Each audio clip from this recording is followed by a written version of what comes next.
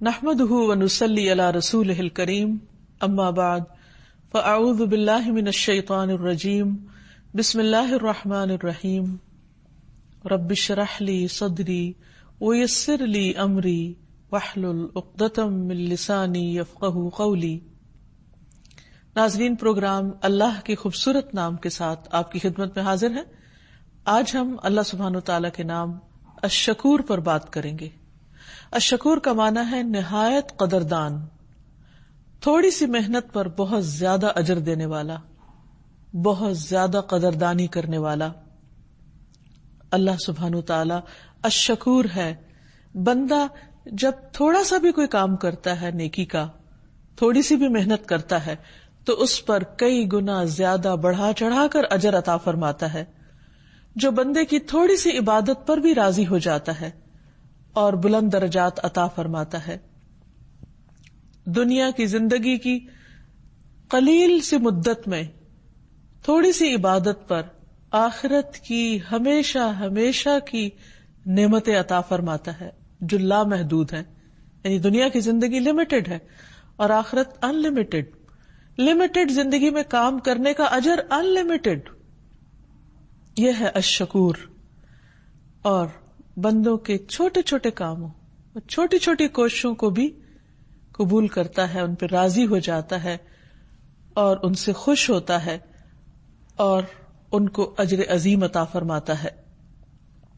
الشکور کا لفظ لغت میں مبالغہ کا صیغہ ہے، یعنی بہت زیادہ قدر کرنے والا۔ نوح علیہ السلام کے لیے اللہ سبحانہ وتعالی فرماتے ہیں کہ انہ کان عبدا شکورا، کہ نوح ہمارے بہت زیادہ شکر گزار بندوں میں سے تھے۔ قرآن مجید میں یہ صفت کئی بار آئی ہے اور اکثر غفور کے ساتھ شکور کا لفظ آیا ہے کہ بخشنے والا بھی ہے اور قدردان بھی ہے۔ ابن القیم کہتے ہیں کہ اللہ سبحانہ وتعالی ایسا الشکور ہے جو شکر کیے جانے کا سب سے زیادہ حقدار ہے۔ یعنی جتنی وہ بندے کی قدردانی کرتا ہے تو ہمیں بھی بہت زیادہ اس کا شکر ادا کرنا چاہیے، بلکہ حقیقت میں وہی شکور ہے، وہ بندے کو عطا کرتا ہے، اور جس چیز پر بندہ اپنے رب کا شکر ادا کرے وہ اس چیز کی توفیق اس کو اور زیادہ دیتا ہے۔ یہ بھی قدردانی۔ وہ تھوڑے عمل اور عطا کی قدردانی کرتا ہے، یعنی بندہ اس کے راہ میں تھوڑا سا بھی کچھ خرچ کرتا ہے تو وہ کئی گنا زیادہ بڑھاتا ہے، یعنی اس کا اجر کئی گنا زیادہ بڑھا کر دیتا ہے۔ قدردانی کرنے میں اس کو چیز کا تھوڑا ہونا، دوبارہ سے ابن القیم، اللہ سبحانہ وتعالی جو الشکور ہے وہ بندوں کا عظیم قدردان ہے، تو بندوں پر بھی لازم ہے کہ وہ اللہ سبحانہ وتعالی کے شکر گزار ہوں۔ ابن القیم رحمہ اللہ ذکر کرتے ہیں کہ اللہ سبحانہ وتعالی ایسا الشکور ہے جو شکر کیے جانے کا سب سے زیادہ حقدار ہے، بلکہ حقیقت میں وہی شکور ہے۔ وہ بندے کو عطا کرتا ہے، اور جس چیز پر بندہ اپنے رب کا شکر ادا کرے وہ اس چیز کی اسے اور زیادہ توفیق دیتا ہے، یعنی شکر سے نعمتوں میں اور زیادہ اضافہ ہوتا ہے۔ وہ تھوڑے عمل اور عطا کی قدردانی کرتا ہے۔ قدردانی کرنے میں اس کو چیز کا تھوڑا ہونا آڑے نہیں آتا کہ یہ تو تھوڑا سا ہے، وہ اس کو کم نہیں سمجھتا، وہ ایک نیکی کی قدر کرتا ہے اور اس کا بدلہ 10 گنا اور کئی گنا زیادہ بڑھا کر دیتا ہے۔ وہ اپنے بندے کا شکر اس طرح کرتا ہے کہ وہ اپنے فرشتوں اور ملائے اعلیٰ میں اس کی تعریف کرتا ہے، یعنی بندہ جب کوئی اچھا کام کرتا ہے، اور اپنے دوسرے بندوں کے دل میں بھی اس کے لیے شکر ڈال دیتا ہے کہ وہ بھی اس کا شکر ادا کریں۔ اور جب بندہ اس کے لیے کچھ خرچ کرتا ہے تو وہ اس کو کئی گنا بڑھا چڑھا کر لوٹاتا ہے۔ وہی ہے جس نے اپنے بندے کو کچھ دینے اور مال خرچ کرنے کی توفیق دی، یعنی بندہ اگر کچھ دیتا بھی ہے تو وہ بھی دراصل اسی کا مال ہے اور اسی کی دی ہوئی توفیق ہے، پھر بھی وہ اس پر خوش ہوتا ہے، قدردانی کرتا ہے۔ تو حقیقت یہ ہے کہ ہمارا رب بہت ہی مہربان اور بہت قدردان ہے۔ عام طور پر لوگوں کو راضی کرنے کے لیے بڑی بڑی محنت کرتے ہیں، کوشش کرتے ہیں، لیکن آپ نے دیکھا ہوگا عام طور پر کہ بندے چھوٹی سی بات سے ناراض بھی ہو جاتے ہیں اور چھوٹی سی بات کو دل میں رکھ لیتے ہیں، اس کو پرسنل لے لیتے ہیں اور پچھلی ساری مہربانیوں کو بھول جاتے ہیں۔ اور کبھی راضی بھی نہیں ہوتے. لیکن اللہ سبحانہ تعالیٰ کے لیے اگر آپ تھوڑی سی بھی کوئی نیکی کرتے تو وہ اس کی قدردانی فرماتا ہے، اور اگر آپ بھول جاتے ہیں تو وہ اس سے درگزر فرماتا ہے. کیونکہ بندہ بعض اوقات کچھ کرنا چاہتا ہے اور صرف اس کی نیت کرتا ہے اور ارادہ کرتا ہے، لیکن جب کرنے کا وقت آتا ہے اس کے ذہن سے نکل جاتا ہے. تو اللہ سبحانہ تعالیٰ اس نیت پر بھی اس کو اجر دے دیتے ہیں کہ اس نے سوچا تھا کہ میں کروں گا اور یہ کر نہیں پایا. پھر معمولی مقدار کی بھی قدردانی کرتا ہے. رسول اللہ صلی اللہ علیہ وسلم نے فرمایا، جو مسلمان بھی پاک کمائی میں سے کوئی چیز صدقہ کرتا ہے اور آسمان کی طرف پاک ہی چڑھتا ہے، وہ صدقہ گویا رحمان عز و جل کی ہتھیلی پر رکھا جاتا ہے.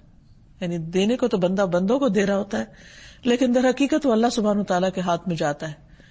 تو اللہ تعالیٰ اس کو بڑھاتا ہے، پھیلاتا ہے. جس طرح تم میں سے کوئی شخص اپنے گھوڑے یا بچڑے کے بچے کی پرورش کرتا ہے، اس طرح اللہ تعالیٰ اس چھوٹے سے صدقے کی نشو نما کرتا ہے، اس کو بڑھاتا ہے، پھیلاتا ہے، یہاں تک کہ ایک کھجور ایک بڑے پہاڑ کی طرح ہو جاتی ہے. یہ ہے قدردانی. پھر اسی طرح اللہ تعالیٰ دیگر بھی چھوٹے چھوٹے اعمال کی قدردانی فرماتا ہے. اس لیے بندے کو کوئی چھوٹی سی بھی نیکی کرنے کا موقع ملے تو اسے چھوٹا نہیں سمجھنا چاہیے، حقیر نہیں سمجھنا چاہیے. ہو سکتا ہے اللہ تعالیٰ کو وہ اتنی پسند آ جائے کہ اسی پر بخشش ہو جائے. رسول اللہ صلی اللہ علیہ وسلم نے فرمایا، جس نے مسلمانوں کے راستے سے کوئی تکلیف دہ چیز ہٹائی، اللہ تعالیٰ اس کے لیے نیکی لکھے گا، اور جس کے لیے اللہ تعالیٰ نیکی لکھ دیتا ہے اسے اس کی وجہ سے جنت میں داخل کر دیتا ہے. رسول اللہ صلی اللہ علیہ وسلم نے ایک اور موقع پہ فرمایا، ایک شخص کہیں جا رہا تھا، راستے میں اس نے کانٹوں بھری ایک ٹہنی دیکھی جو لوگوں کو تکلیف دے رہی تھی، تو اس نے اسے راستے سے دور کر دیا. اللہ تعالیٰ اس ٹہنی کے دور کرنے کی وجہ سے اسے راضی ہو گیا، خوش ہو گیا، اور اس نے اس کی بخشش فرما دی. اسی طرح ایک شخص راستے میں تکلیف دینے والے ایک درخت کو اس نے کاٹا تو اللہ سبحانہ تعالیٰ نے صرف اس ایک عمل کی وجہ سے اس کو جنت میں داخل کر دیا. پھر اسی طرح ایک شخص جو بہت ہی برے کام کرتا تھا، لیکن اس نے ایک جانور کو پانی پلایا تو اس پانی پلانے کی اللہ سبحانہ تعالیٰ نے ایسی قدردانی کی کہ اس کی ساری زندگی کے گناہوں کو معاف فرما دیا. یہ ہے رب ہمارا جو نہایت قدردان ہے. پھر اسی طرح اللہ تعالیٰ تھوڑے عمل پر زیادہ اجر دیتا ہے. قرآن پاک میں آتا ہے، من جاء بالحسنۃ فلہ عشر امثالھا، جو شخص نیکی لے کر آئے گا اس کے لیے اس جیسی 10 نیکیاں ہوں گی. ومن جاء بالسیئۃ فلا یجزی الا مثلھا وہم لا یظلمون، اور جو برائی کر کے آئے گا تو اس کو بس اتنا ہی بدلہ دیا جائے گا اور وہ ظلم نہ کیے جائیں گے. رسول اللہ صلی اللہ علیہ وسلم نے فرمایا، ابن آدم کے ہر عمل میں سے نیک عمل کو 10 گنا تک بڑھا دیا جاتا ہے. یہ منیمم ہے جو ہر نیکی کے ساتھ لگا ہوا ہے. اس سے زیادہ جتنا چاہے وہ بڑھائے، حتیٰ کہ نیک عمل کرنے کا ارادہ بھی اللہ سبحانہ تعالیٰ کے ہاں قابل قدر ٹھہرتا ہے. اسی طرح بعض نیکیاں ہماری نظر میں بہت معمولی ہوتی ہیں اور ان پر کچھ بہت لاگت نہیں آتی، کوئی بہت بڑی ایفرٹ نہیں لگتی، صرف ایک تھوڑی سی توجہ دینے کی ضرورت ہوتی، لیکن اللہ سبحانہ تعالیٰ انہیں بہترین طریقے سے قبول فرماتے ہیں. مثلا رسول اللہ صلی اللہ علیہ وسلم نے فرمایا کہ جو آدمی 100 مرتبہ سبحان اللہ پڑھتا ہے اس کے لیے 1000 نیکیاں لکھی جاتی یا اس کی 1000 خطائیں مٹا دی جاتی. اور آپ دیکھیں دن میں ہم کتنی غلطیاں کرتے ہیں، اور اگر انسان دیکھے تو 100 بار سبحان اللہ کہنے میں شاید 1-1.5 منٹ لگے، لیکن وہ 1-2 منٹ جو انسان اللہ کی خاطر اللہ کے ذکر میں گزارتا ہے اس کے لیے کتنی بڑی رحمت کا سبب بنتا ہے. اسی طرح رسول اللہ صلی اللہ علیہ وسلم نے فرمایا، جو شخص بازار میں داخل ہوتے وقت یہ پڑھے، لا الہ الا اللہ وحدہ لا شریک لہ، لہ الملک ولہ الحمد، یحیی ویمیت وہو حی لا یموت، بیدہ الخیر کلہ وہو علی کل شیء قدیر، تو اللہ تعالیٰ اس کے لیے 10 لاکھ یعنی 1 ملین نیکیاں لکھ دیتا ہے. حالانکہ انسان اپنے دنیا کے کام کاج کے لیے بازار جاتا ہے.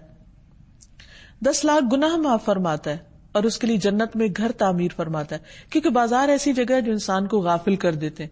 دنیا کی اٹریکشن کی چیزیں ہوتی ہیں جس میں جا کر انسان اللہ سبحانہ وتعالیٰ کے ذکر کو بھول جاتا ہے.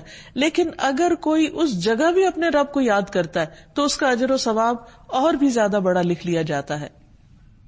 اسی طرح ہر نماز کے بعد کے اذکار ہیں، رات کو سوتے وقت کے اذکار ہیں. پھر قرآن مجید کے ہر حرف پر 10 نیکیاں. مثلاً الف لام میم کی آپ صلی اللہ علیہ وسلم نے مثال دی کہ اس میں الف پر 10 نیکیاں، لام پر 10، میم پر 10، اور اللہ سبحانہ تعالیٰ ہر چیز کو ایک ایک حرف جو ہم اپنی زبان سے ادا کرتے ہیں اس کو گن لیتا ہے اور اس پر اجر لکھ دیتا ہے.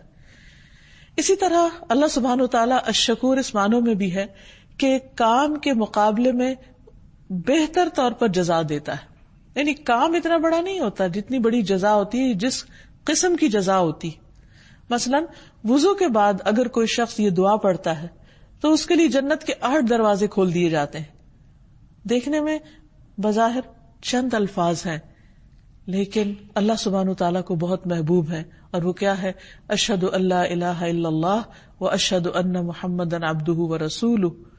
اس بات کی گواہی دینا کہ اللہ کے سوا کوئی معبود نہیں، یعنی شرک کی نفی کرنا، کیونکہ اللہ سبحانہ تعالیٰ سب سے زیادہ جس چیز پر غضبناک ہوتے ہیں وہ شرک ہے، اور جو گناہ وہ معاف نہیں کریں گے وہ شرک ہے. اس لیے جو شخص دل و جان سے اس بات کی گواہی دیتا ہے کہ میں اللہ کے سوا کسی کو معبود نہیں مانتا، میں کسی اور سے دعا نہیں کرتا، میں کسی اور کے آگے سجدہ نہیں کرتا، میں کسی اور کے نام کی قربانی نہیں کرتا، میں کسی اور کے در پر نہیں جاتا، اور سب سے بڑھ کر اپنے رب کو اہمیت اور توجہ دیتا ہوں، تو اس بنا پر یہ الفاظ معمولی الفاظ نہیں رہتے، یہ بہت بڑے الفاظ بن جاتے ہیں.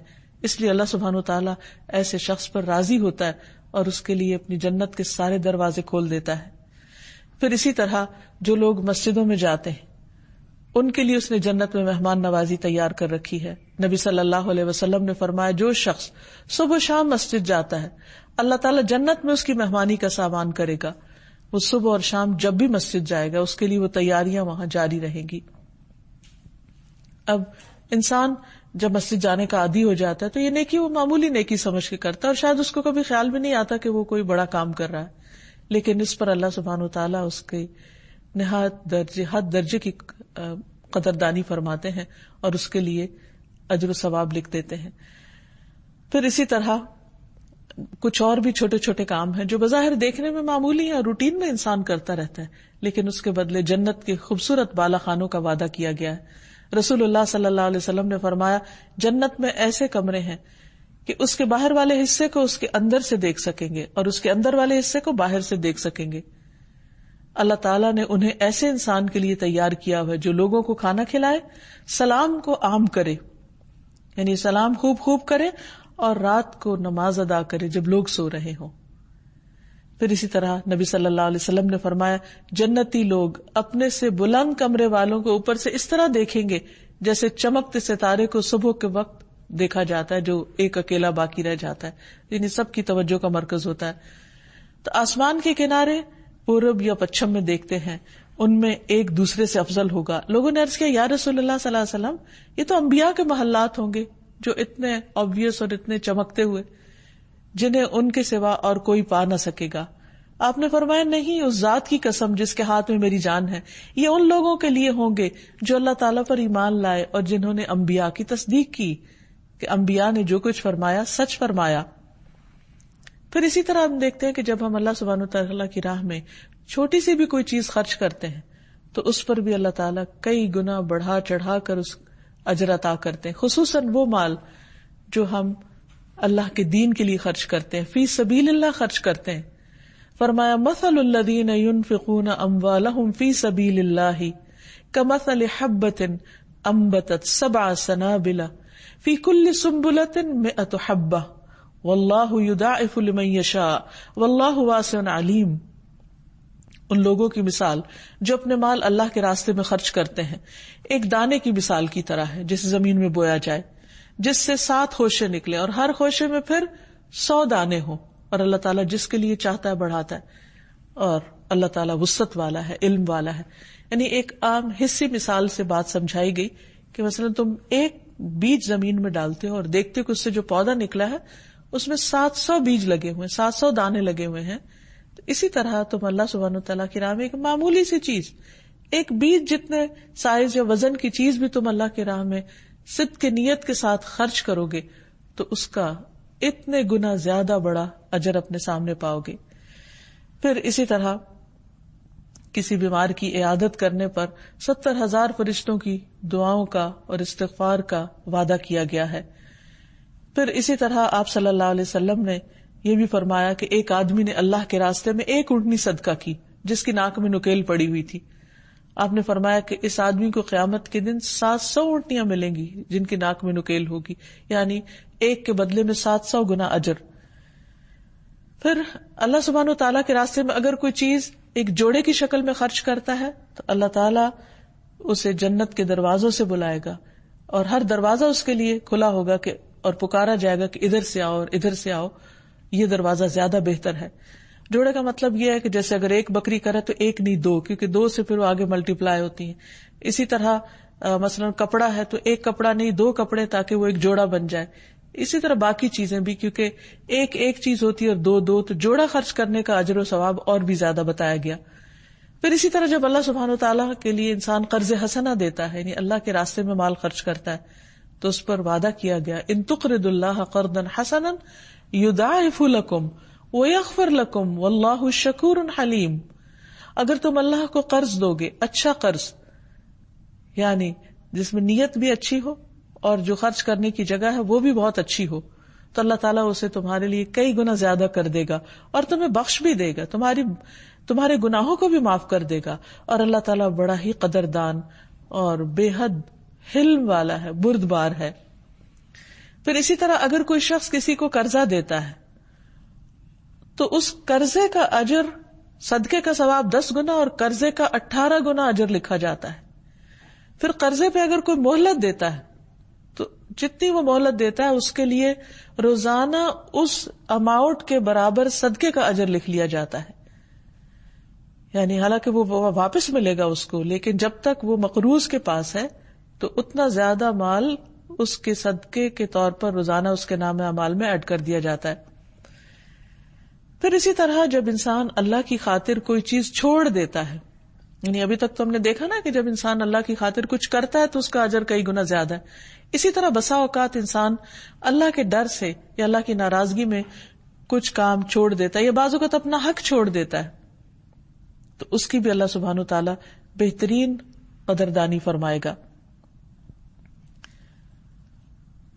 رسول اللہ صلی اللہ علیہ وسلم نے فرمایا، میں ذمہ دار ہوں ایک محل کا جنت کی ایک جانب میں اس شخص کے لیے جو جھگڑا چھوڑ دے گا اگرچہ حق پر ہو، یعنی وہ سچا ہے لیکن پھر بھی وہ اپنا حق چھوڑ دیتا ہے، اور ایک محل کا جنت کے درمیان میں اس شخص کے لیے جو جھوٹ چھوڑ دے اگرچہ مذاق میں ہی کیوں نہ ہو، اور جنت کی اعلی منازل میں ایک محل کا اس شخص کے لیے جو اپنے اخلاق کو اچھا کر لے، بلند ترین درجے ہیں اس کے لیے. پھر اسی طرح جب کوئی کوشش کرتا ہے لیکن کام کر نہیں پاتا تو بھی اللہ سبحانہ و تعالی اس کے لیے اجر لکھ لیتے ہیں. نبی صلی اللہ علیہ وسلم نے فرمایا، جو بستر پر آئے اور اس کی نیت یہ ہو کہ رات کو اٹھ کے نماز پڑھوں گا، پھر اس پہ نیند کا ایسا غلبہ ہوا کہ اس کی آنکھ ہی نہیں کھلی، تو اس کو جس عمل یعنی نماز تہجد کی اس نے نیت کی تھی اس کا بھی ثواب ملے گا، اور وہ نیند اس کے رب کی جانب سے اس کے لیے صدقہ شمار ہوگی. پھر ایک اور اللہ سبحانہ وتعالیٰ کی قدردانی کا طریقہ یہ ہے کہ جب بندہ ایک نیکی کر لیتا ہے تو اللہ تعالیٰ اس کی وجہ سے خوش ہو کر ایک اور نیکی کا موقع دے دیتے. جب وہ کر لیتا تو اللہ تعالیٰ اس کے لیے ایک اور دروازہ کھول دیتے، ایک اور دروازہ کھول دیتے. یہ بھی کس قدر قدردانی ہے. قرآن مجید میں آتا ہے، وَمَن يَقْتَرِفْ حَسَنَةً نَزِدْ لَهُ فِيهَا حُسْنًا ان اللہ غفور شکور. اور جو کوئی نیکی کمائے گا ہم اس کے لیے اس میں خوبی کا اضافہ کریں گے، یعنی اور اضافہ کر دیں گے. یقیناً اللہ بے حد بخشنے والا نہایت قدردان ہے. تو بعض علماء نے کہا کہ نیکی کا ثواب یہ بھی ہے کہ نیکی کرنے کے بعد مزید نیکی کی توفیق ملے، اور برائی کا بدلہ یہ بھی ہے کہ بعد میں مزید برائی کی توفیق ہو. اور یہ تو اللہ تعالیٰ کا وعدہ ہے کہ جو اللہ کے راستے میں کوشش کرتا ہے نہیں اچھے کام کرنے کی، اللہ سبحانہ وتعالیٰ اس کے لیے اور دروازے کھولتا ہے. وَالَّذِينَ جَاهَدُوا فِينَا لَنَهْدِيَنَّهُمْ سُبُلَنَا. جو لوگ ہماری راہ میں جد و جہد کرتے ہیں ہم یقیناً انہیں اپنی راہیں دکھائیں گے.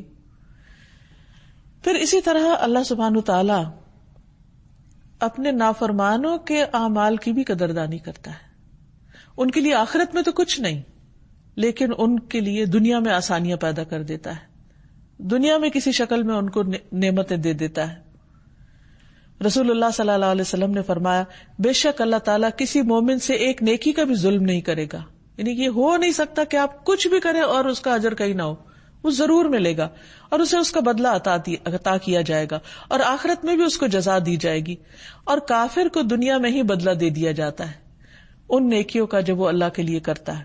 مثلا بعض لوگ ایسے ہیں جو اللہ سبحانہ تعالیٰ کو تو مانتے ہیں لیکن اس کے رسولوں کو نہیں مانتے، یا فرشتوں کو نہیں مانتے، یا آخرت کو نہیں مانتے، یا کوئی اور اسی طرح کے ایمان میں ان کے خلل ہوتا ہے، اور وہ نیک بھی بہت ہوتے ہیں.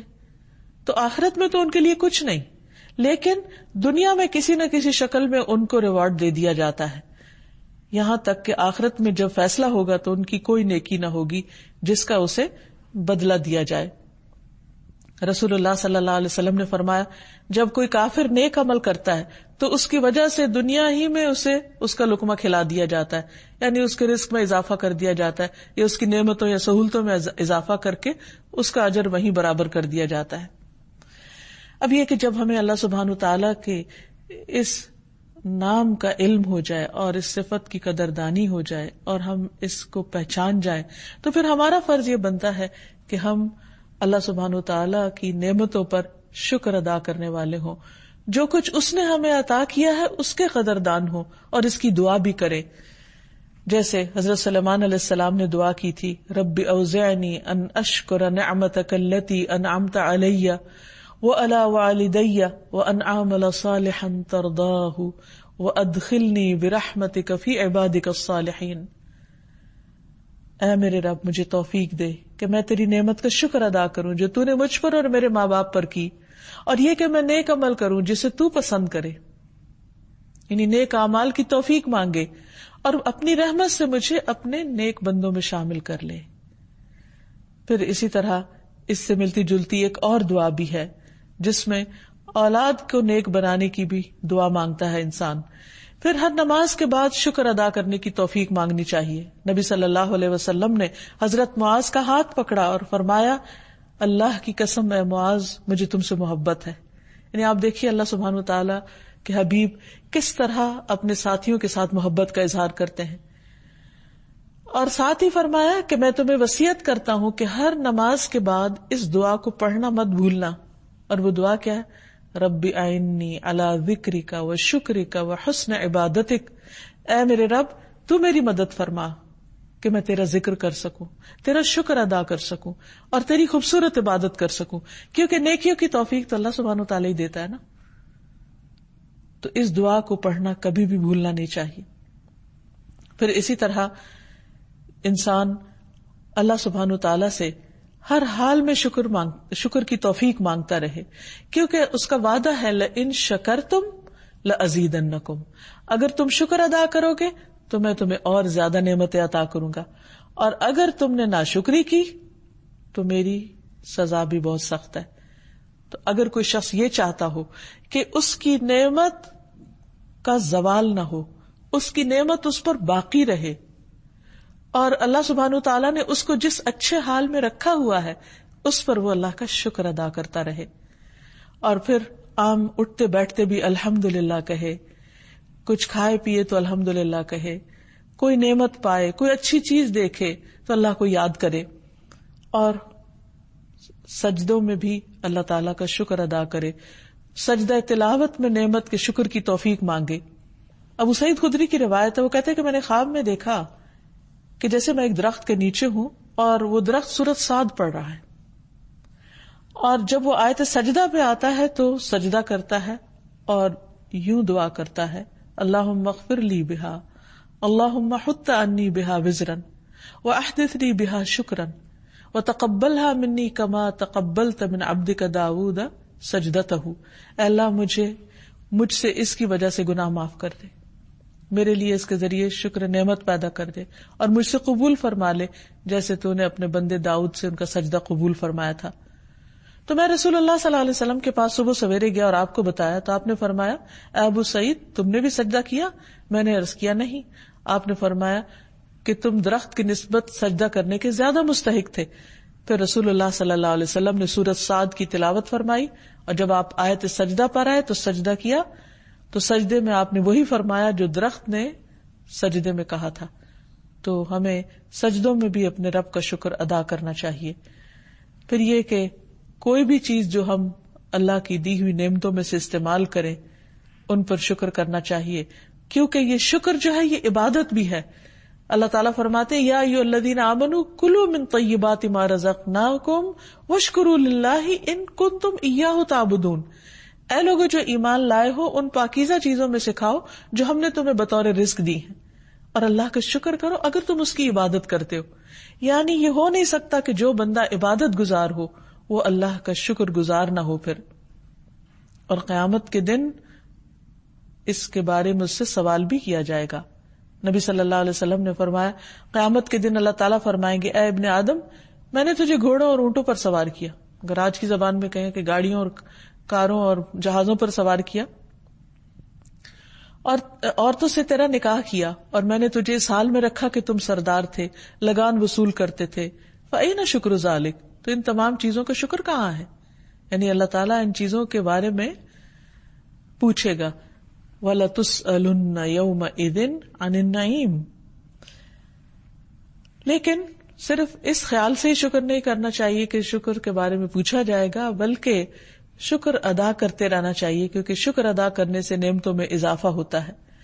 جو بندہ اللہ کا شکر گزار ہوتا ہے اللہ تعالیٰ اس کا مشکور بن جاتا ہے۔ ابن القیم فرماتے ہیں کہ اللہ الشکور شاکر کو مشکور بنا دیتا ہے، یعنی یہ رب کی طرف سے اپنے بندے کے لیے انتہا اور غرض و غایت ہے۔ شکر گزار انسان ہی کو کائنات میں غور و فکر نصیب ہوتا ہے۔ اللہ تعالیٰ فرماتے الم تر ان الفلک تجری فی البحر بنعمت اللہ لیریکم من آیاتہ ان فی ذلک لآیات لکل صبار شکور۔ کیا تو نے دیکھا نہیں کہ بے شک کشتیاں سمندر میں اللہ کی نعمت سے چلتی ہیں تاکہ وہ تمہیں اپنی کچھ نشانیاں دکھائے؟ بے شک اس میں ہر بڑے صابر اور شاکر کے لیے بہت سی نشانیاں ہیں، یقیناً اس میں نشانیاں ہیں۔ یعنی جو شخص شکر گزار ہوتا ہے اس کو اللہ سبحانہ وتعالیٰ اور طرح کی بصیرت عطا کرتا ہے، اس کی نگاہ وہ دیکھتی ہے جو عام بندے نہیں دیکھ سکتے۔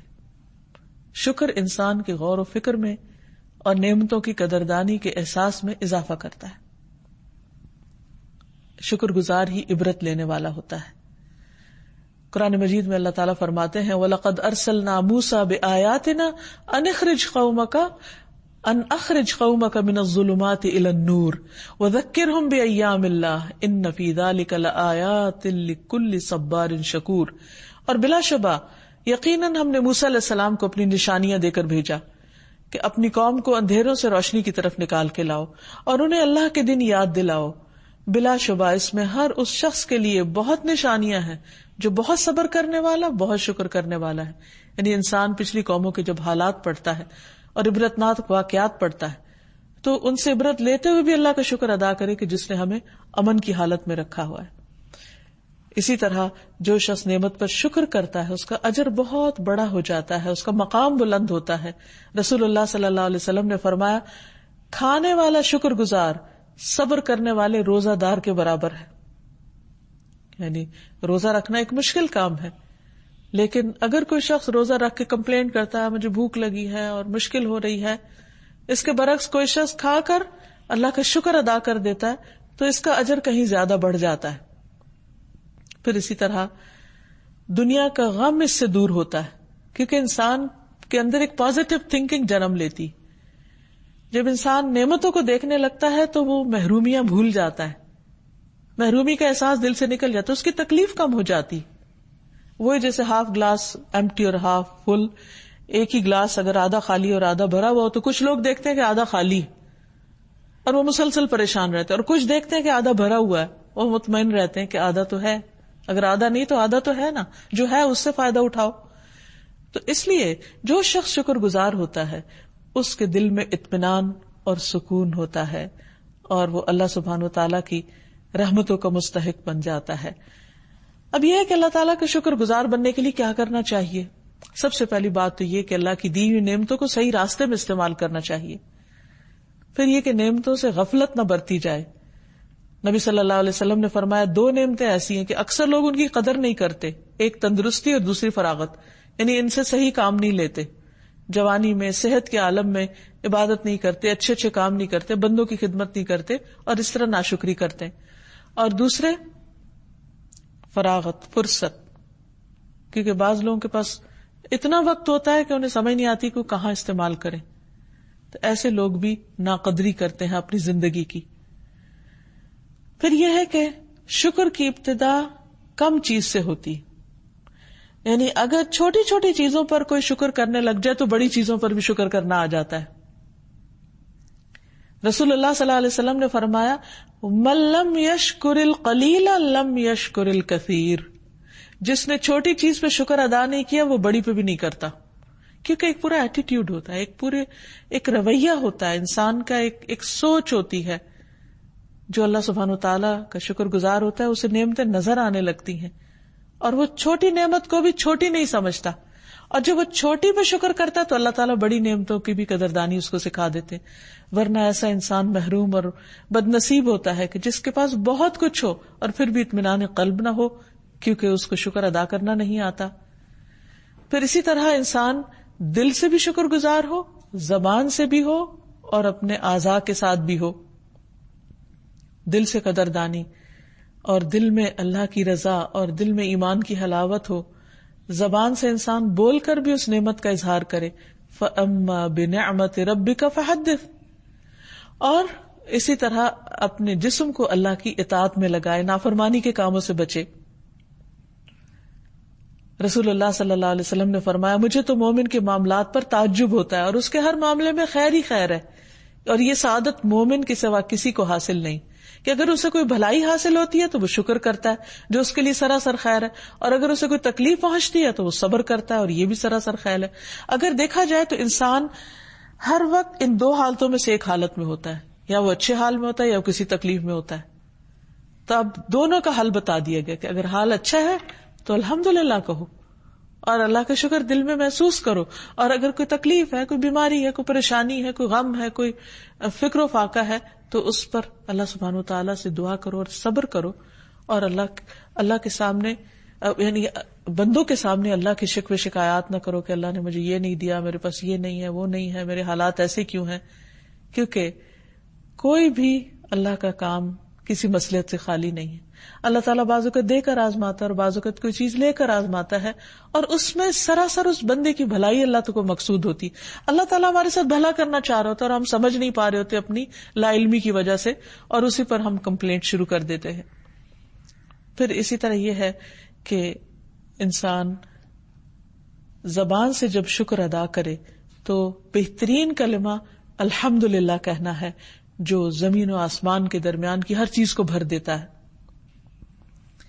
اور قیامت کے دن افضل ترین بندے وہ ہوں گے جو کثرت سے الحمدللہ کہنے والے، اللہ کا شکر ادا کرنے والے ہوں گے. رسول اللہ صلی اللہ علیہ وسلم نے فرمایا اللہ تعالیٰ جب کسی بندے پر نعمت فرماتے ہیں اور وہ اس نعمت پر الحمدللہ کہتا ہے تو جو وہ کہتا ہے وہ زیادہ بہتر ہے اس چیز سے جو اس کو اس وقت ملی ہوتی، یعنی خواہ وہ کتنی ہی بڑی کیوں نہ ہو. پھر ہر لقمے اور گھونٹ پر شکر ادا کرنا چاہیے. رسول اللہ صلی اللہ علیہ وسلم نے فرمایا اللہ تعالیٰ اس بندے سے راضی ہو جاتا ہے جو ایک لقمہ بھی کھائے تو اس پر اللہ کا شکر ادا کرے، یا مشروب کا ایک گھونٹ پیے تو اس پر اللہ کا شکر ادا کرے. یعنی چھوٹی چھوٹی چیزوں پر بھی دل میں شکر ہو.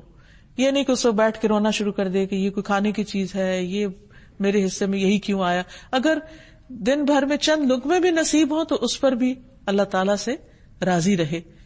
پھر یہ کہ خوشی اور ناخوشی دونوں حالتوں میں اللہ کا شکر ادا کرے. نبی صلی اللہ علیہ وسلم پر جب کوئی تکلیف دہ وقت آتا تو اس وقت بھی وہ اللہ کا شکر ادا کرتے اور فرماتے الحمدللہ علی کل حال، ہر حال میں اللہ کی تعریف، ہر حال میں اللہ تعالیٰ کا شکر. اسی طرح اگر کوئی آپ کا حال پوچھے تو آپ یہ نہ کہیں کوئی حال نہیں، بلکہ یہ کہیں الحمدللہ، اللہ کا شکر ہے، بہت اچھا حال ہے. پھر اسی طرح انسان اپنے اعضاء کے ساتھ اللہ کی عبادت اور اطاعت کا کام کرے، بندوں کی خدمت کرے. یہ بھی اپنے جسم کا صدقہ اور شکر ادا کرنے کا ایک طریقہ ہے. پھر خوشی ملنے پر سجدہ شکر ادا کرے. ابو بکر سے روایت ہے کہ رسول اللہ صلی اللہ علیہ وسلم کے پاس جب کوئی خوشی والی بات پیش آتی یا آپ کو کوئی خوشخبری سنائی جاتی تو آپ اللہ کا شکر ادا کرنے کے لیے زمین پر سجدے میں گر پڑتے. پھر اسی طرح بڑی بڑی نعمتوں میں سے دین کا علم اور دین کی سمجھ بھی ایک بہت بڑی نعمت ہے، اس پر بھی اللہ کا شکر ادا کرنا چاہیے. اللہ تعالی حدیث میں آتا ہے من یرد اللہ بہ خیرا یفقہہ فی الدین، اللہ جس کے ساتھ بھلائی کا ارادہ کرتا ہے اس کو دین کی سمجھ دے دیتا ہے. اگر دین کی بات، اللہ کی بات سمجھ آنے لگے تو اس پر بھی انسان شکر ادا کرے. حکمت اور دانائی ملنے پر بھی شکر ادا کرنا چاہیے. اللہ تعالیٰ فرماتے ہیں وَلَقَدْ آتَيْنَا لُقْمَانَ الْحِكْمَةَ أَنِ اشْكُرْ لِلَّهِ، ہم نے لقمان کو حکمت عطا کی کہ اللہ کا شکر ادا کرو. وَمَن يَشْكُرْ فَإِنَّمَا يَشْكُرُ لِنَفْسِهِ، اور جو شکر ادا کرتا ہے وہ اپنے لیے کرتا ہے، اس کا فائدہ اسی کو پہنچتا ہے. اللہ سبحانہ وتعالیٰ کے شکر کے علاوہ بندوں کا بھی شکر گزار بننا چاہیے. رسول اللہ صلی اللہ علیہ وسلم نے فرمایا جو لوگوں کا شکر ادا نہیں کرتا وہ اللہ کا بھی شکر ادا نہیں کرتا. اللہ کے انعامات اور احسان کو بیان کرنا شکر ہے اور چھوڑنا ناشکری ہے. کوئی کچھ دے تو اس پر بھی شکر ادا کرنا چاہیے، اور شکر ادا کرنے کا طریقہ ہے کہ واپس اسی جیسی چیز لوٹائی جائے، اور اگر وہ دینا ممکن نہ ہو، اس کی وسعت نہ ہو انسان کے پاس، تو پھر اس شخص کی تعریف کرے. ضروری نہیں کہ اس کے سامنے بس خوشامد کر کے فارغ ہو جائے، بلکہ لوگوں کے بیچ میں بیٹھ کر اس شخص کی خیر اور بھلائی بیان کرے. تو ایسے شخص نے شکر کا حق ادا کر دیا، اور اگر اس نے کسی کی بھلائی کو چھپایا تو گویا اس نے ناشکری کی. پھر انسانوں میں سب سے بڑے شکر کے مستحق والدین ہوتے ہیں. اللہ سبحانہ وتعالیٰ نے قرآن مجید میں اس کی بہت تلقین کی ہے. اسی طرح شوہر کا شکر ادا کرنا، اس کے احسانات کو ماننا، یہ بھی اللہ سبحانہ وتعالیٰ کا حکم ہے. اور ناشکری کی ممانعت کی گئی ہے، کیونکہ ناشکری شیطان کی طرف سے ہے. وَكَانَ الشَّيْطَانُ لِرَبِّهِ كَفُورًا، شیطان اپنے رب کا بڑا ہی ناشکرا ہے. اور ناشکرے لوگوں سے اللہ سبحانہ وتعالیٰ بے نیازی برتتا ہے اور نعمتیں کم ہو جاتی ہیں، نعمتوں کا زوال ہو جاتا ہے. ناشکرے لوگوں کو نعمت کے ذریعے آزمانے کے بعد ان کی نعمت چھن جاتی ہے. رسول اللہ صلی اللہ علیہ وسلم نے فرمایا اللہ تعالیٰ اپنے بندوں کو نفع پہنچانے کے لیے کچھ لوگوں کو بطور خاص نعمتیں عطا کرتے ہیں. یعنی اللہ تعالیٰ کچھ لوگوں کو مثلا مال زیادہ دے دیتا ہے تاکہ وہ اوروں کے اوپر خرچ کریں، کچھ کو علم دے دیتا ہے تاکہ وہ اوروں کو سکھائیں، کسی کو جسمانی صحت دے دیتا ہے تاکہ وہ اوروں کی خدمت کریں. اگر وہ خرچ کرتے رہیں، یعنی جو اللہ نے ان کو دیا وہ دیتے رہیں، تو وہ انعامات برقرار رہتے ہیں، وہ انعام اور بڑھتے ہیں. اور اگر وہ رک جائیں، دینا چھوڑ دیں، تو وہ ان سے لے لیے جاتے ہیں اور دوسروں کو دے دیے جاتے ہیں. پھر اللہ ان کے ذریعے خیر کے کام، بھلائی کے کام دوسروں کے لیے کرواتا ہے. اور یہ بھی یاد رہے کہ مسلسل ناشکری کرنا نعمتوں کی ہلاکت اور خاتمے کا سبب بنتا ہے. اللہ تعالیٰ فرماتے ہیں وَضَرَبَ اللَّهُ مَثَلًا قَرْيَةً آمِنَةً مُطْمَئِنَّةً يَأْتِيهَا رِزْقُهَا رَغَدًا مِّن كُلِّ مَكَانٍ فَكَفَرَتْ بِأَنْعُمِ اللَّهِ فَأَذَاقَهَا اللَّهُ لِبَاسَ الْجُوعِ وَالْخَوْفِ بِمَا كَانُوا يَصْنَعُونَ. اللہ ایک بستی کی مثال بیان کرتا ہے جو امن والی، اطمینان والی تھی. اس کے پاس ہر جگہ سے کھلا رزق آتا تھا، تو اس نے اللہ کی نعمتوں کی ناقدری کی. اللہ نے اسے بھوک اور خوف کا لباس پہنا دیا اس کے بدلے جو وہ کیا کرتے تھے. اسی طرح انسان دنیا کے علاوہ آخرت میں بھی سزا کا مستحق ہوگا اگر وہ اللہ تعالیٰ کی ناشکری کرتا ہے. تو حقیقت یہ ہے کہ اللہ سبحانہ وتعالیٰ کے ہم پر اس قدر احسانات ہیں کہ ہم جتنا بھی شکر ادا کریں کم ہے. جب وہ ہماری معمولی عبادت اور چھوٹی چھوٹی نیکیوں کی اتنی قدردانی کرتا ہے تو ہمارا کیا فرض بنتا ہے کہ اس کی بڑی سے بڑی نعمت پر کتنے شکر گزار ہوں. اللہ تعالیٰ ہمیں اس کی توفیق عطا فرمائے اور ہمیں اپنے شکر گزار بندوں میں شامل کر لے. وآخر دعوانا ان الحمد للہ رب العالمین.